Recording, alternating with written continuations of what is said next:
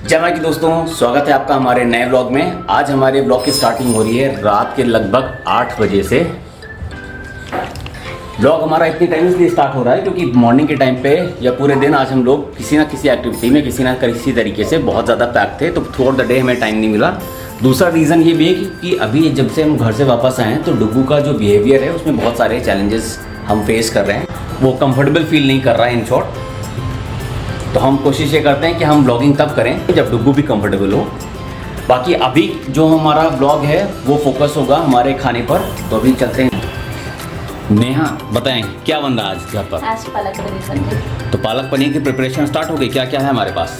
सब है, पालक रखा है पीस करके, टमाटर प्याज सब तैयारी करिए, बस जा रहे बनाने के। तो कितना टाइम लगेगा पालक पनीर बनने में? ज़्यादा टाइम नहीं लगेगा, 15 से 20 मिनट बन जाता है। ठीक है। क्या रहेगा पालक पनीर के साथ में, राइस या रोटी? रोटी का पराठा। अच्छा ठीक है। तो 15-20 मिनट के अंदर नेहा जो पालक पनीर है उसको प्रिपेयर कर लेती हैं। उसका एक क्लिप जो है वो नेहा भी रिकॉर्ड करके हम वो क्लिप भी आपको दे देंगे ताकि आपको ये एक आइडिया पता चल जाए कि हाँ कैसे वो हम लोग उसको कैसे प्रिपेयर करते हैं पालक पनीर को।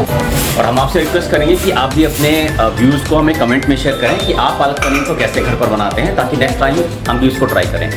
बाकी आप इधर देखो, डुग्गू मौज में लगा हुआ है अपने एंजॉयमेंट में। उसको ये पीनट जो है ना वो बहुत ज़्यादा पसंद है, तो वो पीनट खाने में लगा हुआ है। बाकी अपना खेल कूद में।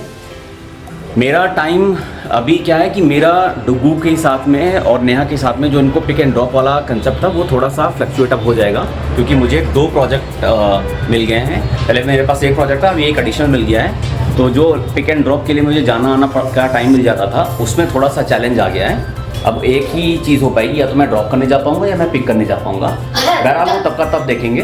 फिलहाल के लिए तो अभी जस्ट वेट करते हैं पालक पनीर का। आपको ले चलते हैं पालक पनीर की जर्नी में।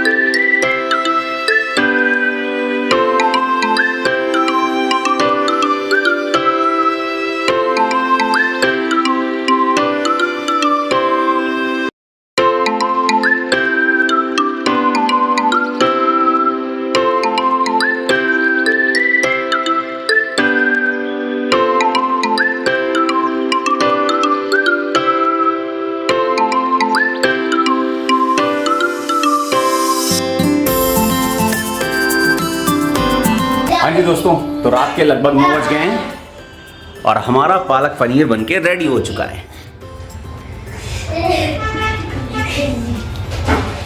हाँ जी, तो हमारा खाना हो गया है रेडी। अब हम बैठ रहे हैं खाना एंजॉय करने के लिए।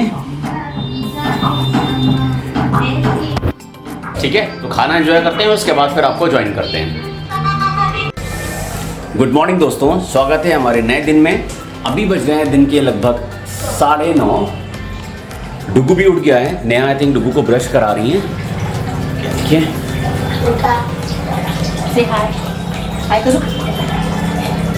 तो आज हमको जाना है नर्सरी में, क्योंकि हम वहाँ से आई थिंक 10 दिन पहले 2 अराइका पाम लेके आए थे, जिनमें एक अराइका का पाम तो ऑलमोस्ट बिल्कुल सूखने की स्टेट में आ गया है, बिल्कुल ही सूख चुका है। और जो दूसरा अराइका पाम है वो भी मतलब प्रोसीड वो भी वैसे ही हो रहा है। ये देखिए, तो ये पत्तियाँ इसकी बिल्कुल सूख गई हैं।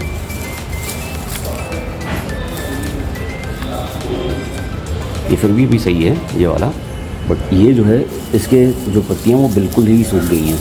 ये मुझे समझ में नहीं आ रहा है क्या रीज़न है।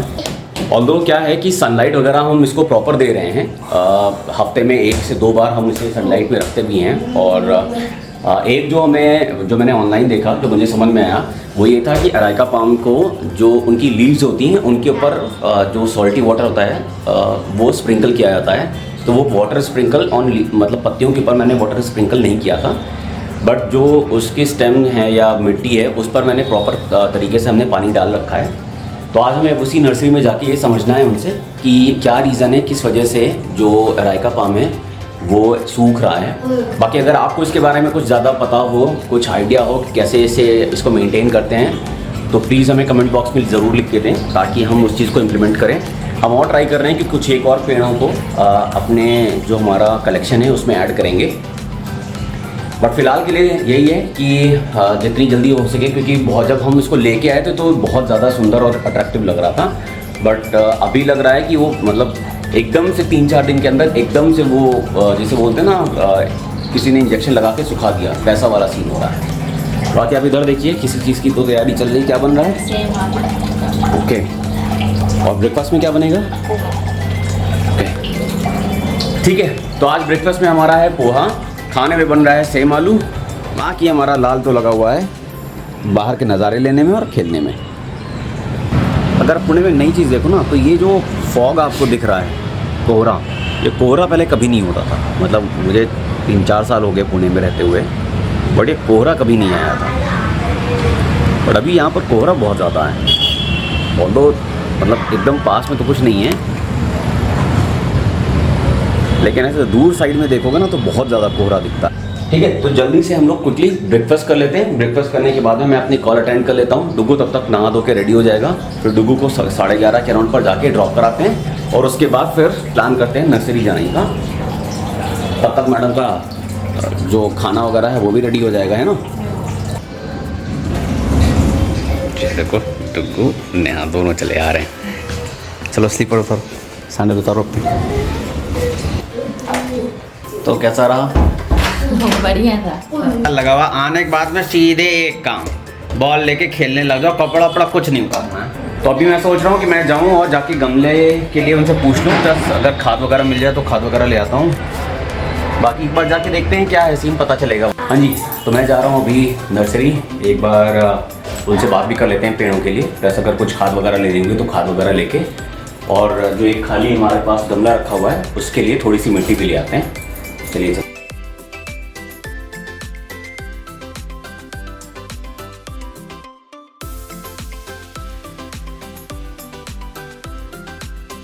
देखो, मैं यहाँ आया था, ये वाले पेड़ अगर आपको दिख रहे हो, ये अराइका पाम है जो मैं लेके गया था। इसके दो पेड़ अभी बचे हुए हैं।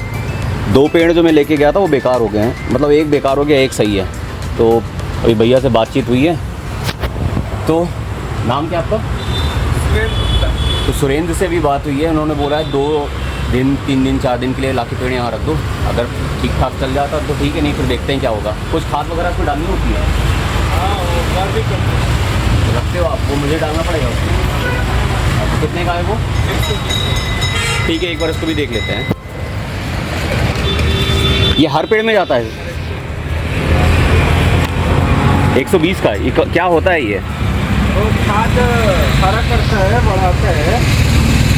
तो अभी जो आपने पेड़ रखा उसमें तो ये डाल के रखा होगा ना? हमने तो डाल के रखा है, फिर हाँ, उसमें डालना पड़ेगा। अच्छा ठीक है, फिर एक ही दे दो। एक कैरी बैग है क्या? ठीक है, बाकी यहीं से सारे कोशिश करेंगे फ्लावर वगैरह लेके जाएं। अभी देखो ये सारे लगे हुए हैं। अराइका है बहुत सुंदर, लेकिन पता नहीं क्यों चल नहीं रहा है, तो मर गया। ये सब देखो कितने सही लग रहे हैं। हाँ जी, तो अभी हम नर्सरी से वापस आ चुके हैं। भैया से बात हुई तो उन्होंने ये बोला है कि आप पेड़ों को 1-2 दिन अपने पास रखो, खाद डाल के देखो, अगर उसमें कुछ इम्प्रूवमेंट होता है तो ठीक है, नहीं होता है तो आप पेड़ वापस नर्सरी में ले आओ। वो 8-10 दिन हफ्ता भर अपने पास रखेंगे, और अगर तभी वो ठीक नहीं होता तो उनका फिर हम देखेंगे उसका क्या वर्क अराउंड होता है, या तो नया पेड़ देंगे या तो फिर जो भी जिस तरीके से उसको एडजस्ट करें। तो फिलहाल के लिए जो उन्होंने खाद दी है वर्मिक है, वो खाद हम अभी पेड़ों में ऊपर से डाल देंगे। मैंने उनसे ये भी पूछा था कि क्या हमें इसके पत्तियों के ऊपर भी पानी स्प्रिंकल करना है या क्या है, तो उन्होंने कहा नहीं, पत्तियों पे नहीं, आप नॉर्मल तने पर हफ्ते में 2 बार अगर थोड़ा बहुत पानी डाल रहे हो, एक्सेस में नहीं, तो वो क्या नाम है सफिशिएंट होता है रायका पाम के लिए, क्योंकि ये सारे जो हैं ये जो आपके समुद्र टाइप के एरिया होते हैं ना, तो इनमें बहुत ज़्यादा पानी की डिमांड नहीं होती है। बाकी इधर देखो खाना वाना हमारा बन गया। क्या बना है? दाल है, आलू सेम की सब्जी, चावल। अच्छा, तो बस वही खाना अब देखो सर्व हो रहा है। डुग्गू भी हमारा उधर देखो अपने खेल में रेडी बैठे हुए हैं। उसके पास यही सारे टॉयज हैं। ये पजल्स बेसिकली होती हैं, इसको क्विकली वो हटा हटा कर एक एक करके वो उसी में एडजस्ट किया करता है। वो माइंड गेम टाइप का है।